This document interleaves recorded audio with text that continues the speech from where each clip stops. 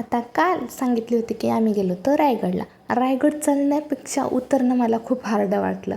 आयुष्यातला अर्धा घाम मी तिथं गाळून आला होता, खरं सांगते. मग काय नंतर ठरवलं की आपण जाऊयात कुठंतरी जवळच्या बीचला आणि आम्ही थेट निघालो दिव्यागर बीचला, कारण तो बीच तिथून जवळ होता.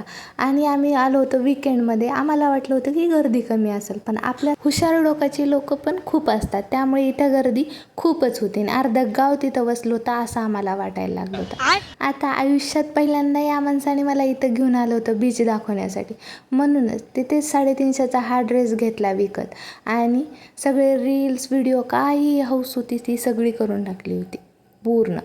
आता एवढा गड उतरून आला होता तरी पायात जान होती बरं का, म्हणूनच पळू पळू जे व्हिडिओ काढले आहेत मी की बस इतके चाळे गेलेत त्या बीचवर की बस नंतर कोण मला घेऊन येणारच नाही बीचवर.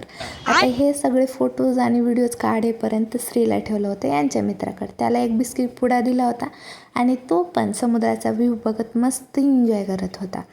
आणि इथं इतकं ऊन होतं, सनस्क्रीन तर मी काहीच लावली नव्हती आणि मला माहीत आहे ह्यानंतर मला खूप टॅनिंग होणार आहे.